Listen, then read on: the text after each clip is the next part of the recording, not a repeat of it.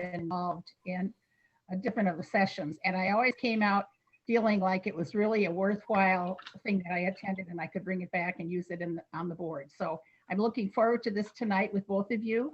So we'll just turn it right over to you. Great. Well, thank you, Roseanne. It's a pleasure to be here to see you all. And I want to introduce my partner. My name is Louise Blankenheim, and I'm one of the consultants at WASB. I've been with WASB. This is my 4th year, and have been enjoying this work. And primarily, the superintendent evaluation has been really positive, and we're getting a lot of good feedback. So I'm hoping you find it helpful after tonight.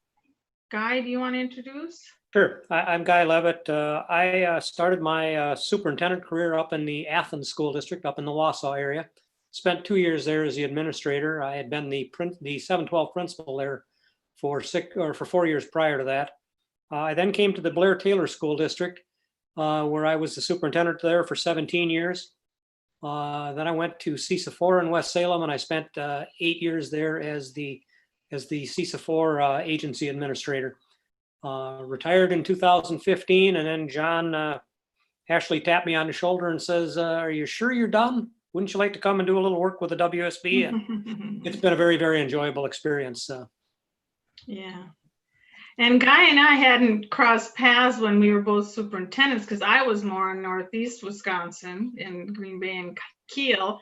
And then Guy was on the western side of the state. But when we met up at WASB, Guy said, "Well, my first teaching job was at Kiel." And that's where I was superintendent. So it was just, a match made in heaven already, I guess. Yes, it was. Yes, it was. It's been a pleasure working with Louise. Right, right. Well, tonight we're going to spend some time going over the tool now, and the superintendent evaluation tool online. You were subscribed, you purchased it, so you're able to access it. And I don't know if anybody had time to go and look at it or spend any time within the framework, but Guy and I are going to go through the sections and show you and talk about the process of what we would recommend. But before we get started, what type of evaluation do you have now? Were you evaluated last year? The last one we used was with our, I'm sorry, I think it's the guy who helped us find our superintendent. Oh, he's Roger? Roger Fagan, yes. And so he told us that when we had to come back and talk about it, he said that we could use that for the first evaluation, so we did. Things are getting pretty hectic, and then this is where we're going to start here. Otherwise, it's an older one. Some liked it and some didn't. Good. Okay, so as we keep going, think about, we'll talk about our recommendations on the time of year and how often and those types of things. But again, there are recommendations, and there are things that as a board and a superintendent team, you're going to want to talk about, and this will become more clear as we go through. So let's get started. The purpose of this training obviously is to familiarize yourselves with the tool, and then to talk about your process and how you would get there. And we want to really stress that our superintendent tool is really based on professional growth and support, so that it's a collaborative process between the board and the superintendent as you go through the tool, and we'll explain that as we go. So the background there, as I think Guy said. You have a question? Oh, I'm sorry, Barry, go ahead. That's okay, Louise. You had mentioned earlier that we have access to this tool already. Maybe I missed something. Does anyone else have access to the link or tool? I haven't seen anything yet. Okay, well then I will show you how to get to it. So you didn't get a link Perfect. or anything yet, right? No, I just haven't seen anything. Okay. Well, it's funny. I saw an email that said thank you for purchasing the framework, and that usually has the access right in it. I'm just going to see if I can pull that email up in the background here. I'll see if I can find it as well. But go ahead, Louise. Thank you. Yeah, no problem. And thank you for raising that question. And I forgot to mention that anytime throughout this presentation that Guy and I share, just pipe up, raise your hand, speak up, just ask a question whenever you feel necessary, because I don't want to get over your head or go too quickly. But just as a quick overview, this tool was actually developed by 3 of our retired superintendents. Guy happened to be one. So he and Dan Nearad and Dennis Richards were the ones that brought this tool to light. They put a lot of work in it, but as they customize it from Wisconsin, and I know Guy can talk more about, you know, the information that they used to get this and to create this tool, which is aligned with the leadership standards, the state and national leadership standards, and your job description. So do you have a job description? Steve, do you have a job description? There is a brief job description that exists. I don't know that it's a job description in the way that you would imagine it being. Okay. So if that makes sense, It does. Okay. Meaning that you probably do a heck of a lot more than what the job description lists. Yeah. Yes. So it's more like a kind of a summary doc that Okay. just sort of spells out that the position of the superintendent, basically, you know, chief instructional officer sort of thing.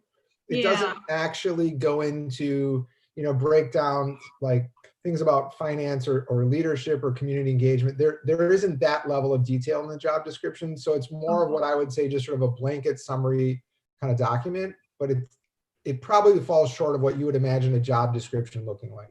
Okay. Well, the only reason we're asking about that, Steve, is that by statute, and we'll talk about that, it is part of the minimum evaluation requirements. It says that the board needs to evaluate you based on your, one of the things they need to evaluate you on is based on your job description.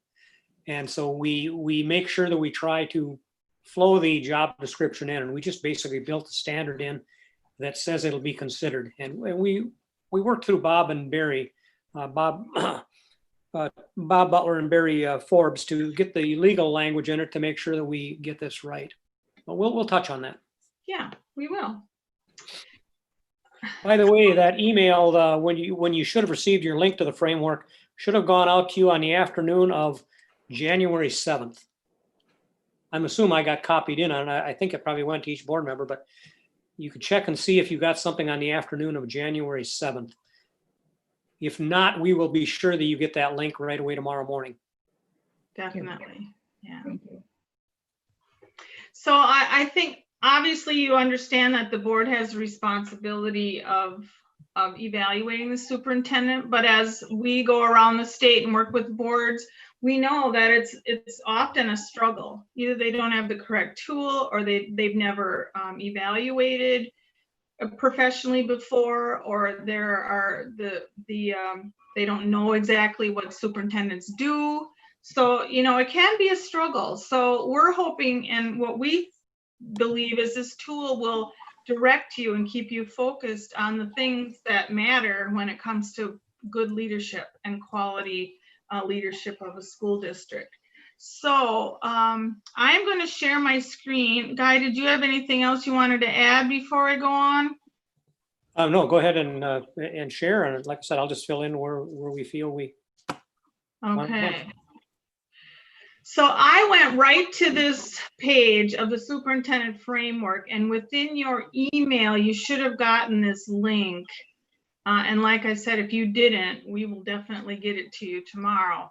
But if you don't get into this page, or maybe you're somewhere you don't remember how to get to the superintendent framework, you go to services and resources, customize leadership, then go down to organizational consulting, and then the superintendent framework. And that brings you to this page that we have right here.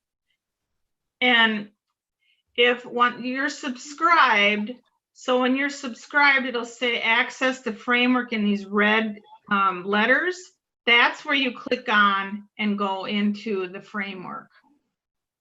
This is just an overview. This is for people who are, you know, curious about the framework, don't know that much about it, how to subscribe to it. That's what this page is. Okay. There are these two short videos. This is an introduction to the tool from Dan Neerad, which is about 3 minutes long. And then these are sample rubrics that are they're about a minute long, just to give you an example. I'm not going to go through those tonight because we want other things to go through, and you can view those on your own time. So right now I'm going to go in as a subscriber. I'm going to log in. Is it moving? Yes, it's moving. It's a lot to download, so sometimes it takes a little while, but it shouldn't take too long. And everybody can see the screen, I'm hoping. Yeah. Okay, so one thing you can do if you don't want to do it online, you can download this and print it and fill it out manually if you'd like.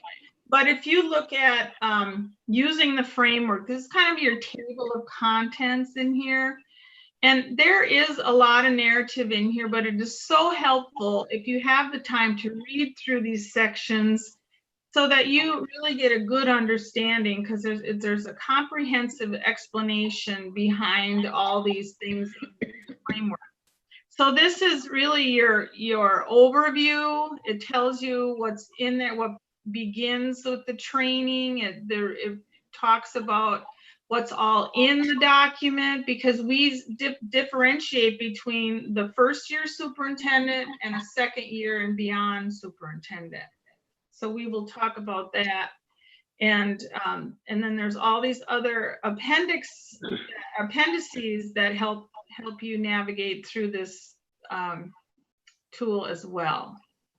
So, you know, the purpose of this evaluation obviously is that you want to build your leadership team, and strong board superintendent partnership really help with that efficiency and that effectiveness as leading the school district. So it's a focus of what's important to us as a district, what will help our superintendent grow, and what will build our partnership and our trust with one another. And that's why we really feel that the purpose of the evaluation, even though it's required by statute, there's a lot more behind it. Yeah, the real long and short of the purpose of evaluation is the evaluation is not something that's done to a superintendent. It's a continuous conversation. It's a way to help build a closer working relationship between the superintendent and the board, and it's a pathway to continuous growth and improvement. It's not a gotcha. It's not intended to be a gotcha, and we'll never talk about it in those kind of terms. Right. Thanks. So in section 2, it talks about these evaluation requirements. And this is a whole section on its own, because it has all different types of information that's helpful through the evaluation requirements. So this isn't really part of exactly you don't fill out anything here, but you do read it, and you want to become familiar with the PI 34 and any of those contract considerations and job descriptions and things like that. Just so you're aware of the policies and the statutes, and so that you get them done on a timely manner and meet those statutes. Section 2 was Bob Butler's major contribution to this, and that has got legal requirements not only for evaluating the superintendent, but for evaluating all of your administrators. So that's something that Steve may find particularly useful to go through that, because it's got all of your statutory references. It's really comprehensive. Mm-hmm. And when we talk about minimum evaluation requirements, the state statute says you must evaluate your superintendent every 3 years, but we recommend that you do it annually. And we also recommend that you do it twice a year. And that is to have a conversation, a formative type of conversation, and then the summative, which is at the end of the year. Now we'll talk about where you should start off and what the next steps for you as we go on. But do you evaluate now once a year, or do you meet a couple times a year, or what is your current practice? Well, We don't. we did it like once a year, every 2 years, sometimes every 3 years with our former superintendent. And again, the reason we recommend that you get in the habit of doing evaluation yearly is even though you're evaluating the same superintendent, it may be different board members. So part of it is an education for new board members coming on so that they understand, how do we go about evaluating this person? And it keeps that continuous conversation going. It's all about professional growth. Mm-hmm. Great. Did I lose anybody yet? No. So I'm going to go on to section 5, where it's superintendent evaluation concepts. And these are specific concepts that will relate to the superintendent, the first year and the year beyond, and your legal requirements, and the recommendation that the evaluation should be based upon specific goals and your current job description. So this just gives you an idea of all the different concepts that are included in your evaluation, but that you should ensure that you don't miss out on these. And because we have the standards now, and I talked to you about the first year superintendent. And this is an option that we're saying if districts haven't done a lot of evaluating of their superintendent, or they have a first year superintendent, this is something that we've talked to boards about doing at first. So really what this is, it talks about the evaluation again, but what we find, or what we mentioned for first year superintendents, is to have a narrative, have a group of prompts that you ask the superintendent to answer, and then also, and answer the, or at the board to answer it. So these are your prompts, and it's a series of about 10 questions that we feel are pretty important for the, your first year superintendent to know about and to work on. So this is an option for you if you want to start with a narrative piece. Yeah, and what we did with those prompts is the board and the superintendent would have a conversation, and you would decide, will the new superintendent respond to all 10 of those prompts? Will they only respond to 6 of them? If so, which ones? And the way we were looking at using those prompts is let's say you were going to do your summative evaluation, which would be your final evaluation in June. So we would probably have the superintendent then in May provide his answers to those prompts, and he would share those with the board and have a discussion about those so that you had a superintendent's perspective on how he feels he's doing. And then in June, the board would look at those prompts and they would share their observations and their thoughts on their prompts.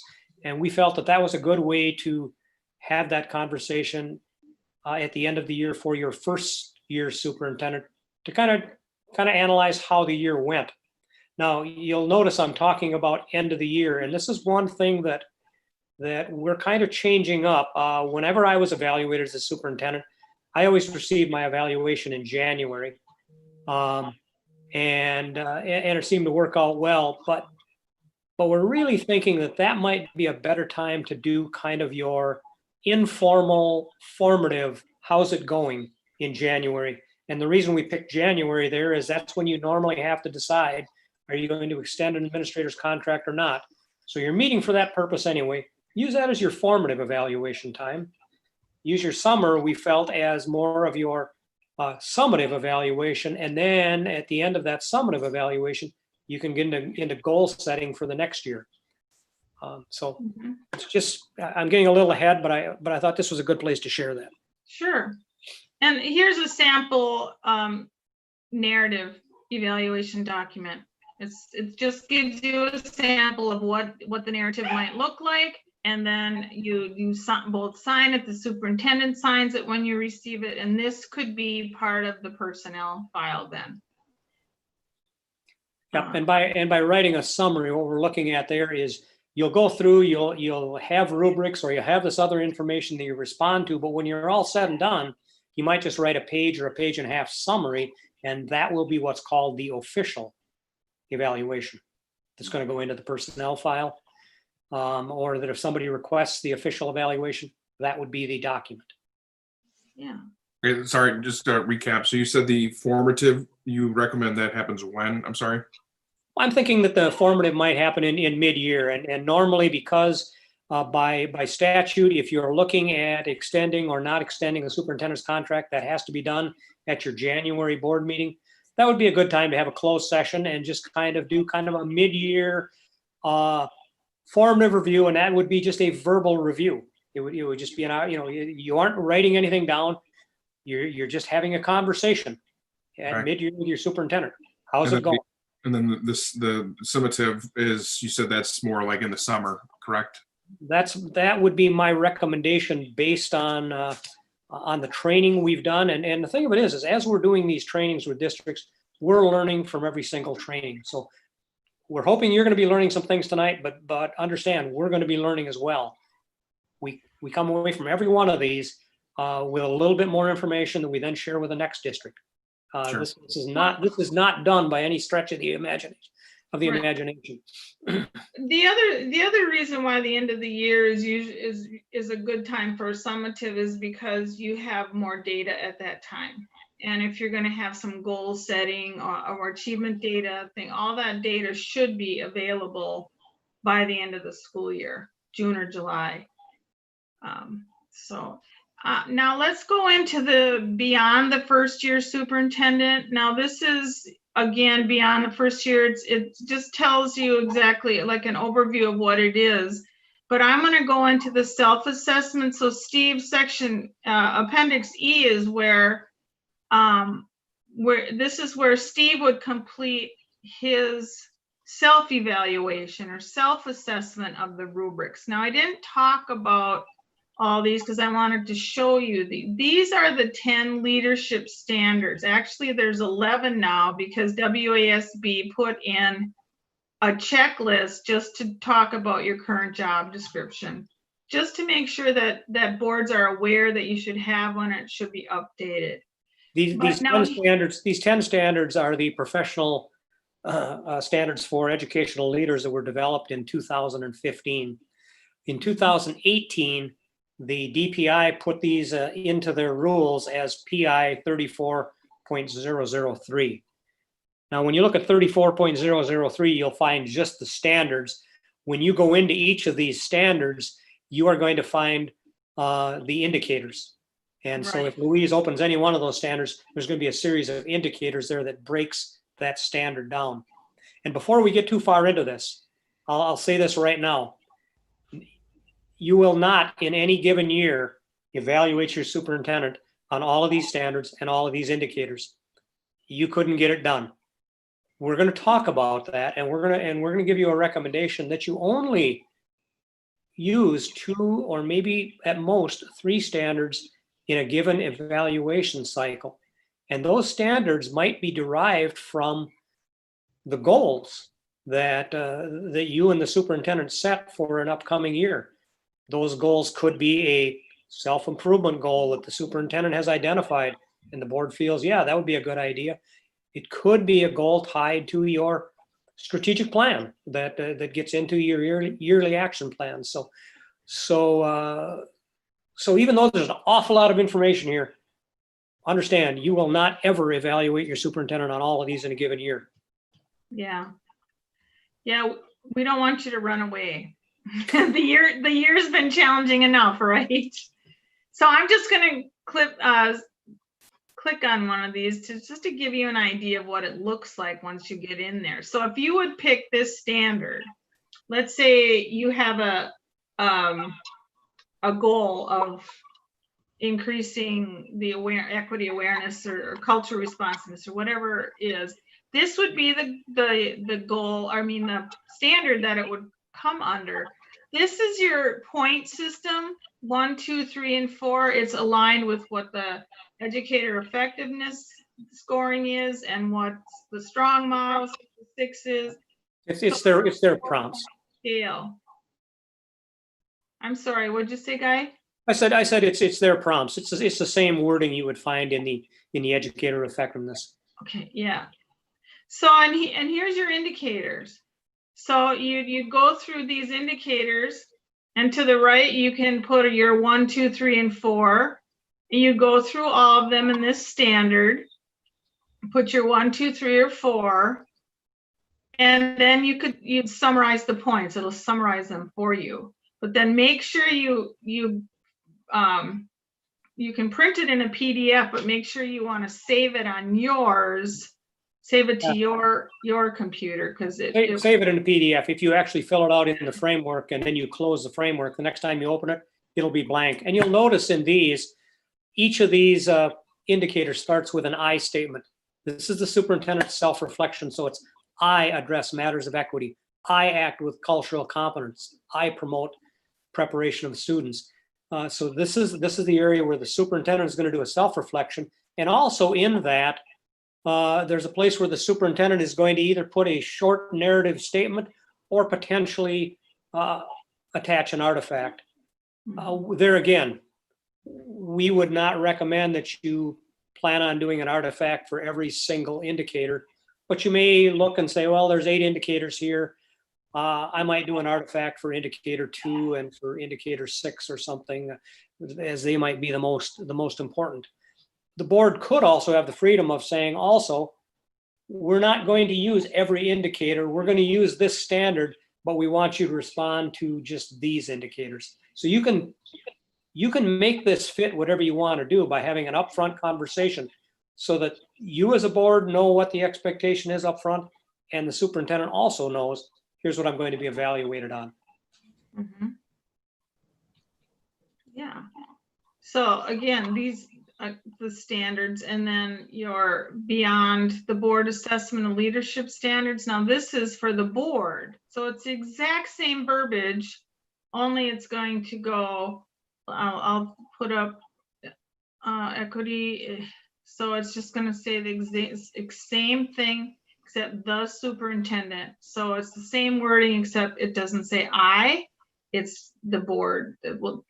Scoring the superintendent. And instead of talking about artifacts, it talks about observations. Observations. It does say that, as part of evaluating a superintendent, you need to, number one, tie it to the job description, and 2, it needs to include observations of the superintendent's performance.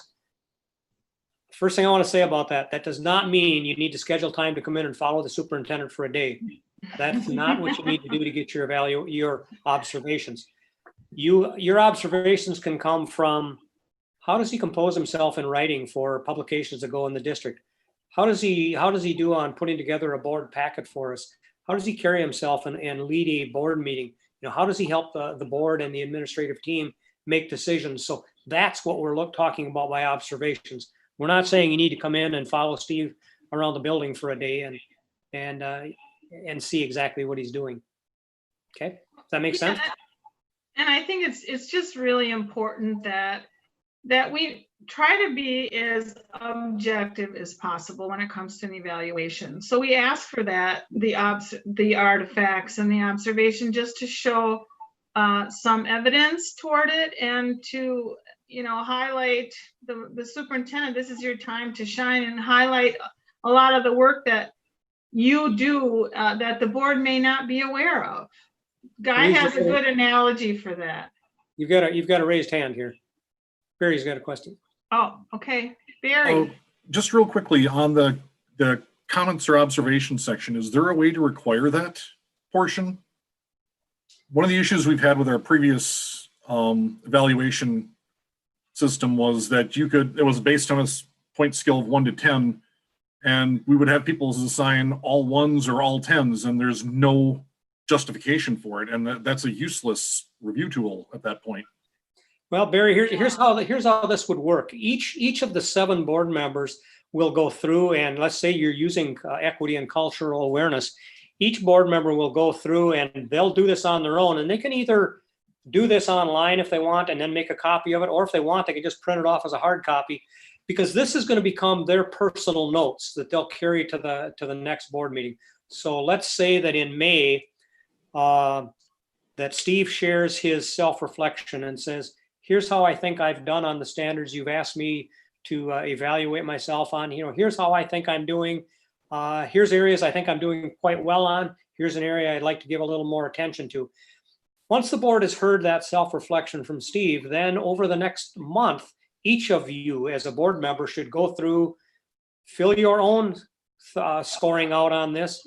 And also, you're right, put some observation comments down so that when you come together as a board to formulate the single final evaluation document, you'll get input from each board member. And if each person brings in their own notes on that, and you have a conversation in closed session as a board about that, you can then decide, what do we agree on as a board? Those are the things that will go in the final written evaluation. Another thing I will say about that is sometimes you'll have a board member who feels very strongly one way or another about how a superintendent is done on a particular area, but nobody else supports that. That's what we consider an outlier comment.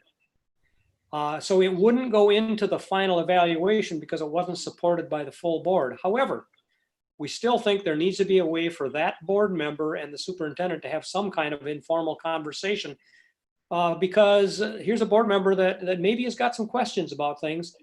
We think the superintendent needs to be aware of that, but it doesn't have to be done through the formal evaluation. Yeah. So I think that brings up a good point that you're all going to individually do your evaluation, but then you're all going to come together and come to consensus on the one evaluation that you want to provide Steve, to talk to him about that, and then that would go into his file, his personnel file. And by having some standards identified and having the self-reflection, many times there's so much to a superintendent's job. The analogy that I was going to share is I look at the superintendent's job as kind of like an iceberg, and you as the board get to see what's above the water on the iceberg. And if there's a significant event that goes on in a district, many times that's what a board might jump to as, we need to evaluate our superintendent on that.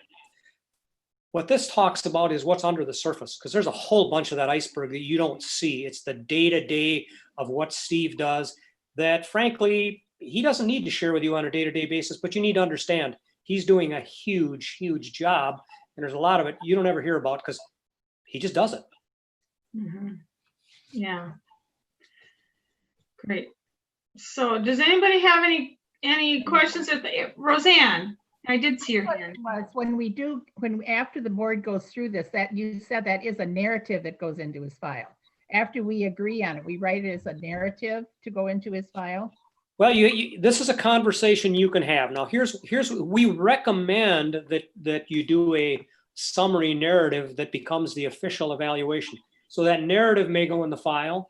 You also will do a summary where you'll kind of maybe average the points on your rubrics and stuff, to kind of to say that, on average, he came out to a 3.2 on this, or he came out to a 2.6 on this. You could put that into his file as a supplementary document. It would be my recommendation that if he does a self-reflection, he shares that with the board and then pulls it back, and that self-reflection wouldn't necessarily go into his evaluation file because that's his perspective, not the board's perspective. And so that's a conversation you've got to have about what is going to go into the file, what is going to represent the final evaluation document. Yeah, and this is just a sample, Roseanne, of first year beyond narrative, just like the first year narrative, but that's up to you Yeah, guys. and it's not necessarily the final template, but it was just to give you a sample of here's what a narrative could look like. Okay, thank you. Mm-hmm. Anybody else? Diane? I was just wondering about when new board members come on board, maybe they haven't had that chance to really work with the superintendent that much. How do you suggest handling that? That's a good question because they come in April, right? And it's kind of the end of the year. And frankly, I think what you would want to do is you might want to talk to a new board member about that and say, we want you to, yes, you're a full board member, you have full rights, but you may want to just simply observe this first round of evaluation and kind of help, use it as a learning experience for you to learn the process, because we've gone through nearly a whole year of the superintendent's performance. You're coming in and you're going to see just the very end of it. Mhm. But that new board member should still be included in hearing Steve's Conversation and still be involved in the conversation. Okay, thank you. Good question. Very good question. So we've gone through the meat of it, the how you do your scoring and that type of thing. But Appendix H will show you some goals. Goals related to the superintendent that you might, I don't know if you do SMART goals, if you have your building goals, Steve, or your district goals. I'm assuming that you have some kind of goals to look at. And then these are just the professional standards again that are listed. That's actually PI 34.003. So you can open that. That will have just the standards, but it's not going to have all of the indicators. So that's a nice document to refer to look at each of the broad standards. Mm-hmm. Great. And then this is just a tool to say, look at your job description and, say, does it include this? Does it include that? All these different steps on this here is actually a job description that actually came from the Iowa School Board Association. What those numbers on there indicate is we just kind of went through and looked at those things on that job description and said, which of these 10 performance standards does that seem to align with? And so frankly, as you're looking at your own job description, you might want to try to do the same thing. You might want to kind of say, how well does it align to the performance standards, and which standards does it align to? So you can look and say, are we really heavy in one area and are we totally missing another area?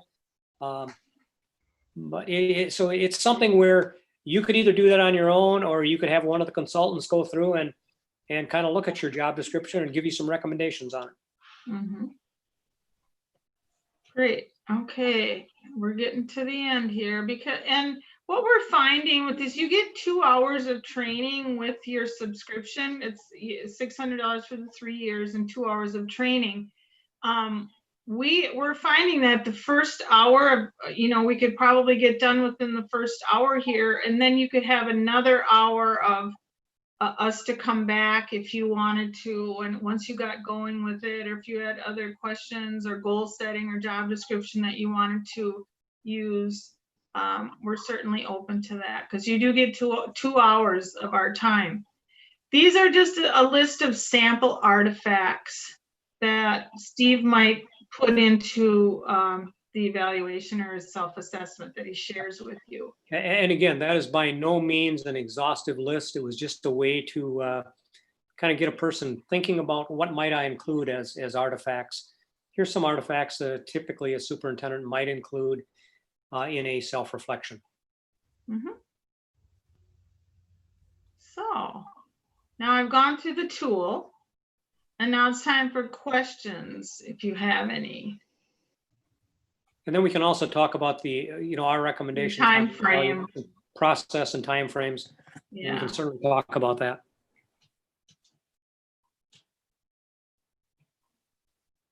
I suppose you don't know what kind of questions you have until you get right into it, right? and use it. And that's why it's important for us to come back. Diane? I always have questions. That's Well, good. that's all right. I hate to say, but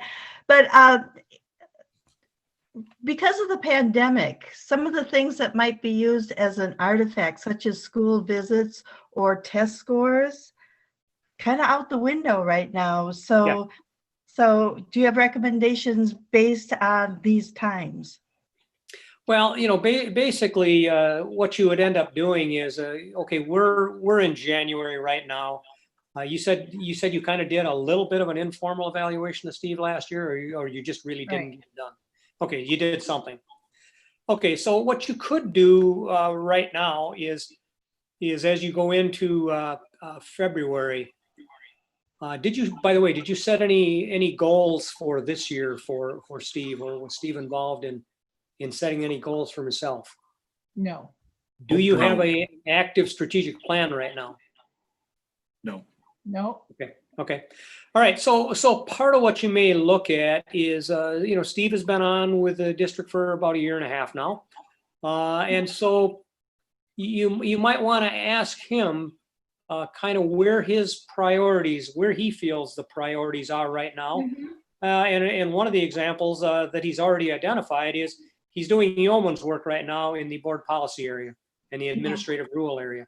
So that might be a good place to include as an evaluation. And you just look at these standards and decide, okay, where does board policy fall in those standards? And you might say, that's one of the standards we're going to use to assess it or to evaluate him on this year. And certainly you would evaluate him on the job description, which is standard 11 on here. But you'd go through and look at those things and decide, and maybe all you'll do is use just a couple of standards this year because you're just kind of introducing yourself to the process. You haven't really, it sounds like you haven't had a chance to even go through the framework yourself. So you're seeing it for the first time tonight. And that's why I wanted to let you know, don't feel you have to read this thing completely because it's over 70 pages long, but you got to understand about 40 pages of it is the self-reflection rubrics and the board rubrics. And that's why we put those as appendices. The other thing you can do is go through some of these prompt questions.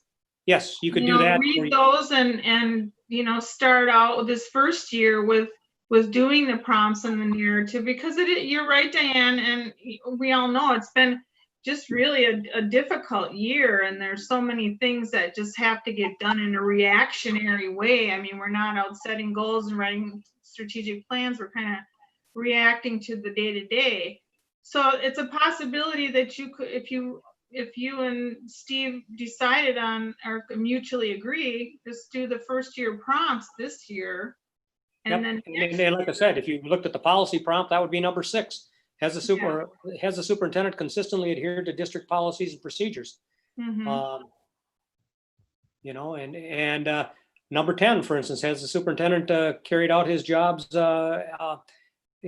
responsibilities ethically and professionally? You've got some issues going on right now that have really challenged a person professionally. That might be another good prompt to respond to, because it's something that you could give voice to and you could have a conversation about.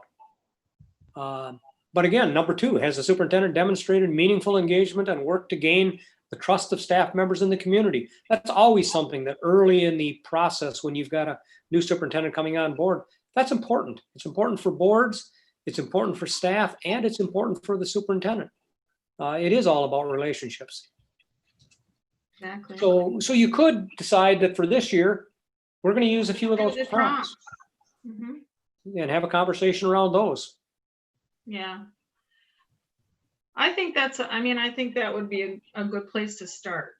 Yeah. And the thing of it is, we built this framework so there's several different on-ramps, and our training varies from district to district based on where you are. Last night, we worked with a district that has a strategic plan in place.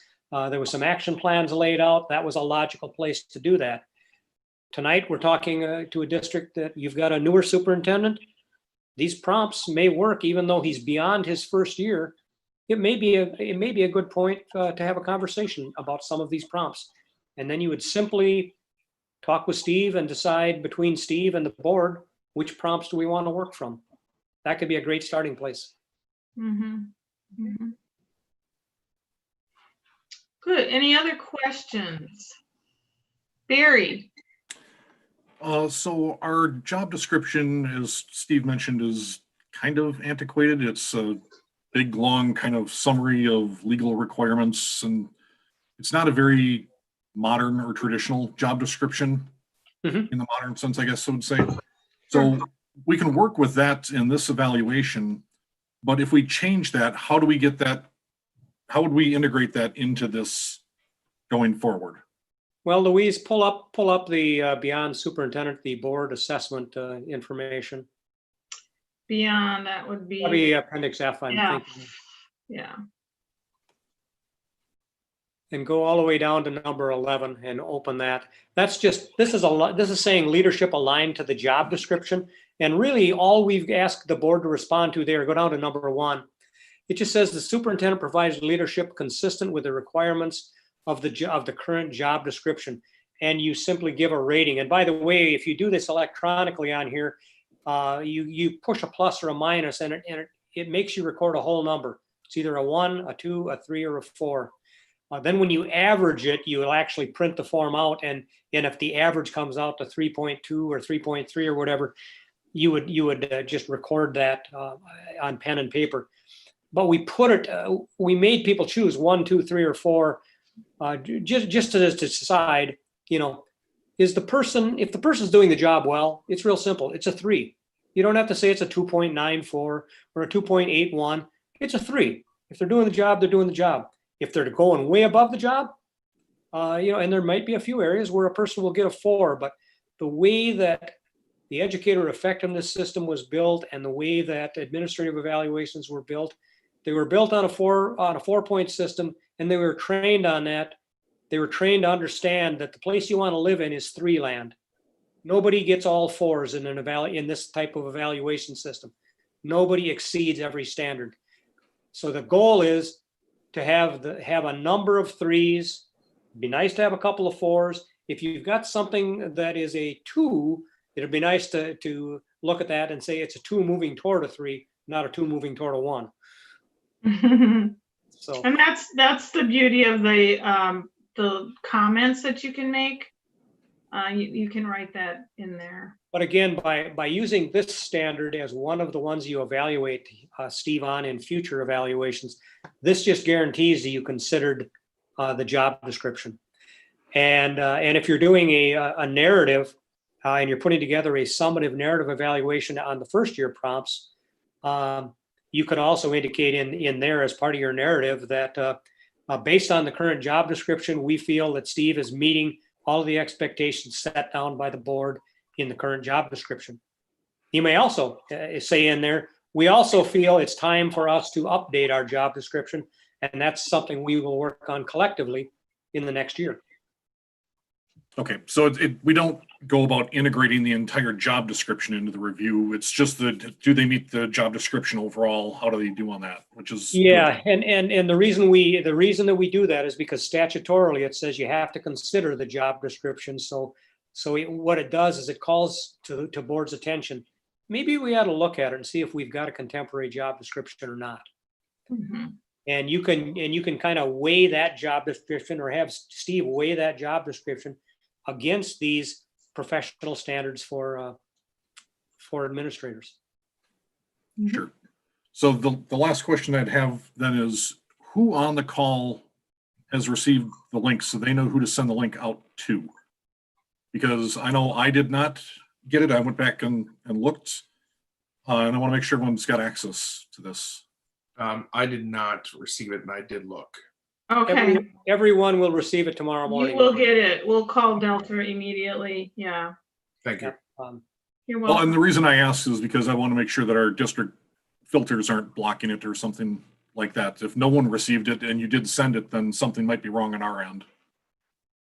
Okay.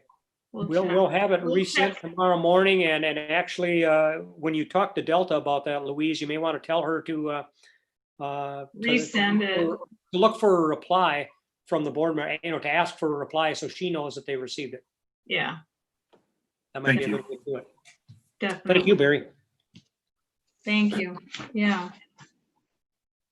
Does this work for you to kind of finish things up in about an hour this evening and then come back once you've had a chance to play around with the framework more and kind of decide on where you are, then you could schedule another training with Louise to really help you put together your first year evaluation.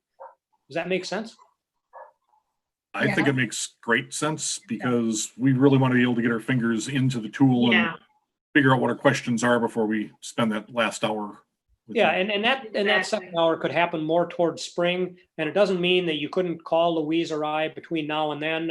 You're not going to get nickel and dime to death. Nobody's going to charge you and say, "Oh, you just used 5 minutes of your next hour." That's not the way. That's not the way it's going to work. That's You know, not the life we live. As a matter of fact, the reason we put 2 hours of training there, and we talked to John about it, we just said we do not want to release this framework without mandatory training, because if boards don't understand how to use it, it's not going to work well for them. They're going to get frustrated with it. So we put it in there that when you get your subscription, we don't turn the subscription on until you've said, yes, we'll take the training. Mhm. We Good felt idea. that strongly about it. That's a good idea. Honestly, what I've seen so far, just in your brief description, is fantastic. So, I mean, this is great stuff. No, thank you. And the thing of it is this is something that WSB consultants have been working on since 2014. And Dennis Richards and Lou Birchbauer, who was at Germantown, were the ones that initially worked on this. And Lou put together a really, really comprehensive document. And as a matter of fact, Dennis and I had gone out and done some trainings on it. But what we realized is while it was very comprehensive, it was too much. It made board members do too much. And frankly, we found that they really didn't use it. We're hoping that this will be simpler for boards. There's an awful lot of information here, but understand, you only have to use a little bit of it each year. Mhm. Well, I'm sure we'll be getting back to you after we've had a chance to look through this ourselves and then get together and talk about it. Right, good. That. Yep. And any other feedback that you want to offer Louise or I down the road on this is going to be very, very useful, because every time we meet with a board, we're taking away feedback, whether it be good or whether it be bad, and we're trying to tweak this thing a little bit more. So this framework, there'll be slight changes in it as we move forward, and it'll be based on feedback we get from schools that we do training on the framework with. Mhm. Guy and Yeah. Louise, I have a quick question if I can interrupt. Sure. Could you restate your recommendation for our first year? Go back to maybe the main screen. I want to make sure I have that clear. Or Sure. Whoops. What I Those- mentioned was the first year. First year evaluation prompts, Yeah. Wait, here I am. right there. It's right there. So it's first year evaluation prompts. And There are 10 prompts there, Peter, and frankly, what you could do is have a conversation with Steve about those 10 prompts, and you, between the board and Steve, you could decide, do you want him to respond to all 10 of them? Do you want him to respond to just a certain number of them? And once you decide on that, if you decide on that, let's say at your February board meeting, then in May, he would provide a self-reflection on the prompts that you identified that you would like him to work on. You would consider the things that he shared with you on how he thinks he's doing, and any artifacts he might share. Then in June, you would also, between May and June, each board member would go through those, and you'd kind of write down your own personal notes, your own personal observations on how you think he's done on those prompts. And when the board comes together in June, you would put that together into a collective scoring on how do you think he did on the prompts. so for the first year, just to be clear then, Guy, we're not using the rubric necessarily. We're picking, like I think you said before, whatever number of these 10 prompts. yeah. Steve's doing a self-reflection in May, and then in June, we're just doing a narrative response on our feedback. And if you wanted to experiment with a rubric for the first year, what you might do is you might say to him, well, let's respond to 4 of the prompts and let's choose one rubric, Okay. so that you have the opportunity to experience it. Right. There is no, that's the beauty of this framework, is there's no one way of doing it. We made it as flexible as we possibly could so that you can take it on in little bite-sized pieces, Mhm. any way you want. One That's of the, excellent information, Guy, because that was my next question is, could we take maybe a couple prompts and add in something off a rubric? And it sounds like that'll work just fine. So. You can, and actually, when we trained a board last night on it, they said, well, we like those those the rubrics, but if they went into ethics and professional norms, there might be seven indicators in there. The board might say, we don't want you to respond to all 7 indicators. We just want to respond to 4 of the indicators. Mhm. So it's totally up to the board and the superintendent. But the thing is, have a conversation on the front end so that everybody knows up front, here's what you're going to be evaluated on. It's not going to be a mystery. Yeah, rubric 9 or standard 9 operations and management, they have a lot of indicators. So because that's a big part of what they do. So there might be something under that standard that would fit what you're talking about. Do a hybrid narrative plus maybe one standard. So Yep. that's And standard 9 is really a standard that gets into the day-to-day operation and management of a school district. And a lot of times, if job descriptions aren't very contemporary, a lot of times they're very, very heavy in that standard 9 area. And maybe they don't get into standard 1 where they're talking about vision, or standard 2 where they're talking about, about ethics or whatever. A lot of times they're heavy on standard 9. Mm-hmm. More from the management side and not as much from the whole leadership side. Yeah. But you need to take some time on your own and explore this before you're ready to have your really, really good questions. But you've had nice questions tonight. Barry? Yeah, sorry, I'm always full of questions. That's okay. I'm looking at this from the tech side of things. Let's say we chose section 9, but we want questions or prompts 1, 3, 4, 5, and 9. Mm-hmm. Is there a way to set this form so those are the only questions we see, or do we have to send some sort of memo out to everyone saying only do these ones? You'd have to use some type of a memo, because we don't have it set up where you can block them out. Or the other thing you could do is simply have people do it on paper and pencil, and just blot out the other ones so that you say these are the ones we're going to work with this year. And that's the flexibility of it, is you can either do it in paper and pencil if you don't want to do the technology, or if people are saying, yeah, I'm comfortable with saving something as a PDF, I have no problem doing it on that and printing off a PDF, because what you do there as a board, that's going to be your personal notes. Okay.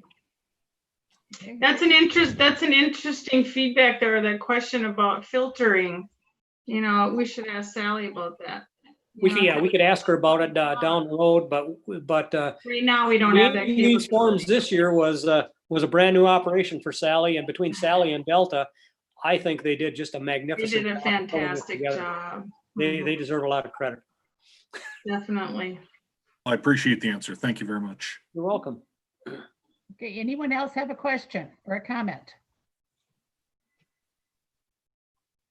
Okay, then I guess we will be getting in touch with you for our next set of questions and extra help that we need. That's Thank you right. very much. Or at any time that you have a quick question, or any kind, anytime if you're frustrated by something or you get stuck on something, just give us a call. We'll be happy to help.